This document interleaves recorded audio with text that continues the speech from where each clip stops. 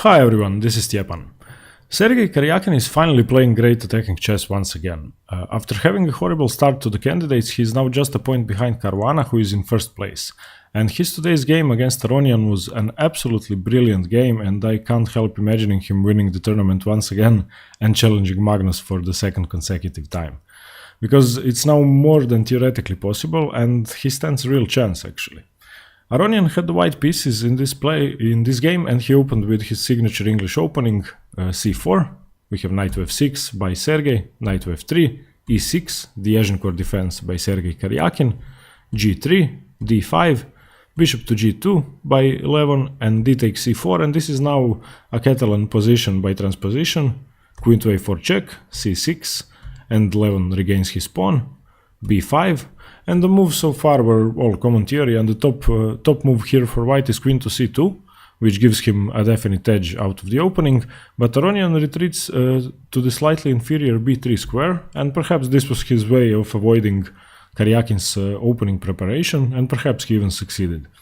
Bishop to b7 by Sergey, developing the bishop fianchettoing on the queen side, castles, bishop to e7, and now both sides develop normally, and here Aronian decides to expand in the center with pawn to d4, which is stopping Karjakin from developing comfortably, and importantly preventing the b8 knight from maneuvering to d7 and then to c5, which could be definitely an idea for black in this position. Castles by Karjakin, rook to d1, knight b to d7, and knight to e5.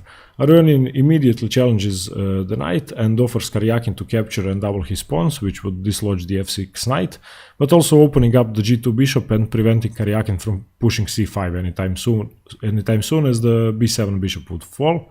So knight takes e5, d takes, knight to d7, attacking e5, but for the moment the knight still can't move because the queen would fall to the d1 rook, and Aronian plays an imprecise move here as a reaction. The best move was to just develop the knight with knight to c3, and Karjakin couldn't take the e5 pawn even if the queen did move, because white could take the b pawn tactically with knight takes b5, and if Karjakin recaptures, then bishop takes b7, as the b7 bishop is undefended. But Aronian now plays the weaker bishop to f4, and we have queen to c7 by Karjakin, now double attacking e5 and gaining the initiative, and Aronian should have played f4 on the previous move to defend the pawn, and now his bishop is definitely misplaced. Knight to d2. In this position, taking on e5 would be a very risky and ultimately a bad move, because if he takes with knight takes e5, just grabbing the free pawn, because knight to d2 obviously didn't defend it. If he takes with knight takes e5, then queen to c3, double attacking the knight, f6 defending, a4, trying to disrupt black's queenside pawns, and of course he's threatening to take here with a takes b5, because black can't recapture with c takes b because the queen is hanging, and after b4, which would be the best move, attacking the queen, queen to b3, and here Karjakin would have no better option but to give up e6, and Aronian would be completely winning. His best move here would be king to h8. So after knight to d2, of course Karjakin didn't take the pawn, he played rook f to d8, developing, rook a to c1, now threatening queen takes b5, and if Karjakin recaptures the queen on c7 is hanging, so Aronian would play rook takes c7. So Karjakin defends with pawn to a6. Now if queen takes b5, then just a takes b5. Queen to e3, defending e5, and Karjakin now starts to play aggressive chess that got him to win the candidates tournament last time. He plays c5, expanding on the queen side, and it's not obvious yet, but his 3-2 pawn majority can become extremely dangerous if pieces get exchanged. We get an exchange of bishops with bishop takes b7, queen takes b7, and now knight to e4. Aronian is playing very good chess as well, and he is exploiting the weak d6 square, which is a perfect outpost for the knight in this position, and you can imagine if the knight got to d6, then he would rule the entire position, the entire black's camp. c4 by Karjakin, h4, h6, preventing the pawns from pushing any more forward, rook to d4, defending the e4 knight and freeing up the queen to move, if it should wish to move, knight to f8, attempting to trade the rooks and to attack the misplaced bishop with knight to g6 potentially, and Aronian now starts attacking Karjakin's pawn majority on the queen side with b3, just ignoring Karjakin's moves.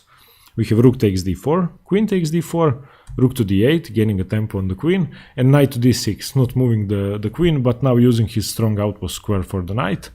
Bishop takes, of course, because the knight is too strong. Bishop takes d6, e takes d6, and f6 in this position by Karjakin.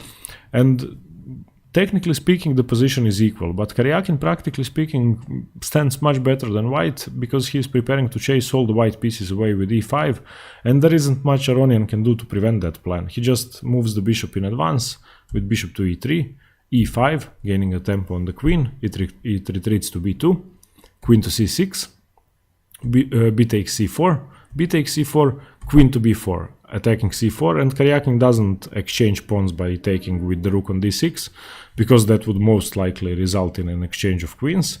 He pushes for a win by defending c4 with rook to c8. We have f3, h5, king to f2, and king to f7, involving his last piece into play, and both players have shown up to now almost engine strength chess so far, and this game is one of the most precise and well played in the whole tournament. And it's not a passive drawing position, but a position which actually offers chances for both sides, and finally an exciting game.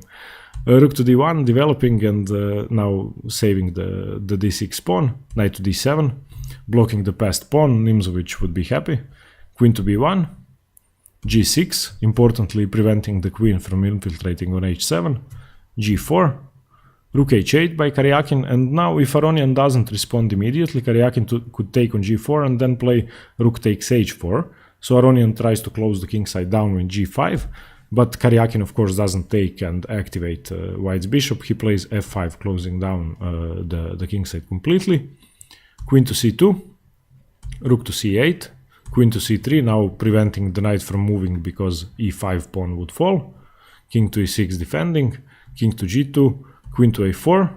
Karjakin goes on the offensive, attacking the undefended a2 pawn, and if it should fall, black's a6 pawn would become virtually unstoppable. So we have queen to d2, queen to b5, a4, gaining a tempo on the queen, and this was a trick by Aronian, and of course if Karjakin takes the pawn, he would be forced to resign immediately, because after queen takes after, let's say, queen takes b4 or something else, or taking the pawn on a4, then queen to d5 is just checkmate. There is nothing black could do about it. So of course after a4 he has to keep defending the d5 square, as white is threatening mate in 1. So he plays queen to c6.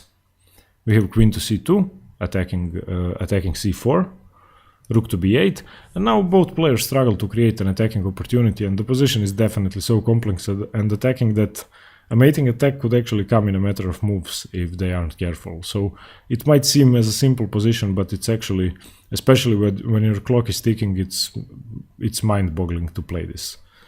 Bishop to d2, rook to b3, and now the position is starting to shift in Sergey's favor, and as he has managed to place his pieces on optimal squares, and he will soon be able to take the dangerous d6 pawn anyway, which is white's main weapon in this position. We have bishop to c3, and now queen takes a4, going a pawn up finally, and it was now safe to take a4 because the queen moved from d2, and it was no longer threatening mate in 1. Rook to a1, chasing the queen away, but now it's too little too late, because Karjakin is already a pawn up and his a6 pawn is too dangerous in this position. Queen to c6, rook to a5, and here Karjakin missed a chance to enter a completely winning endgame position. He should have taken on d6 immediately, either with the king or with the queen, because it was completely harmless for him. And even a more aggressive option he could have opted for was e4, breaking up Aronian's king pawn structure and going all in into the attack. But instead he played the inferior rook to b5. But unfortunately for Aronian, he managed to react in the worst possible way. He played queen to a4, and after knight to b6, attacking the queen, it had to retreat to a1, and now rook takes a5, queen takes a5, and queen to b5. And due to Aronian's bad response, Karjakin now managed to enter a much better position anyway, even better than if he had pushed e4 a few moves ago, but with less attacking pieces on board, so with even less risk for his own king. And this is now just completely lost for Aronian, and there is no way for him to stop Sergey's pawns. We have d7, trying to create a threat, but it could be taken with either piece. King to d7, king takes d7, queen a3, looking for an opportunity to have a perpetual check by infiltrating behind Karjakin's position.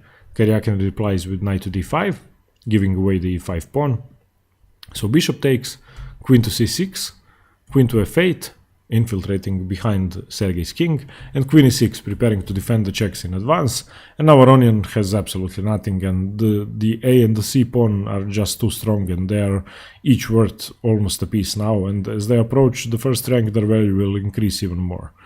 The game continues for a while now with queen to b8, c3, queen to b7 check, king to e8, queen to b8 check, king f7, queen to b7, and now knight e7, and here Aronian plays the best option, but the lesser evil move, one could say, in this position. He takes the pawn on c3, but this now allows Karjakin to play queen takes c2 check, and this was the beginning of the end for Aronian's position, as now all the white pawns will inevitably fall. Queen to h3, queen to b5, offering a trade of queens, and Aronian of course declines, even though it was the best move in the position, but it was the best move because it prolonged mate for longest possible.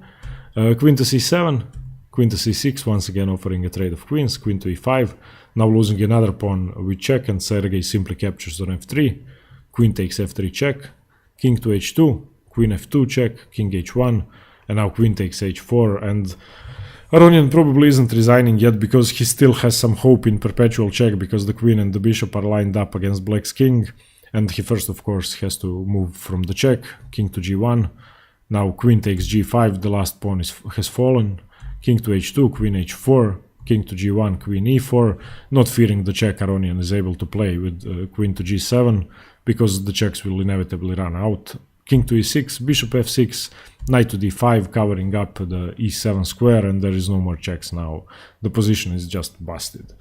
Bishop to b2, f4, king to h2, king to f5, queen to f8, king to g5, queen to d8 check, and Aronian looks like he's 1500 or something against Karjakin here.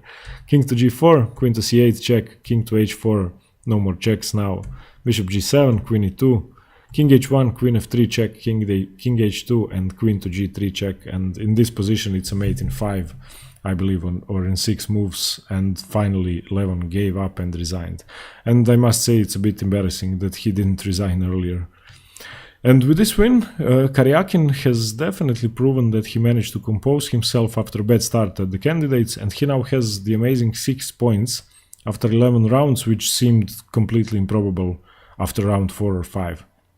And he is in fact only 1 point behind Caruana, who is in the lead, and he stands a chance to challenge Magnus Carlsen for the 2nd consecutive time. And this was definitely a brilliant attacking game by both players, that has to be said, but Sergey managed to outplay and outsmart Aronian in an astonishing way. And if he plays this way in the 3 remaining rounds, I'm not sure that anyone can stop him from winning. Okay everyone, thanks very much for watching, and stay tuned for more games from the candidates, as I will be covering all of them. Cheers, bye!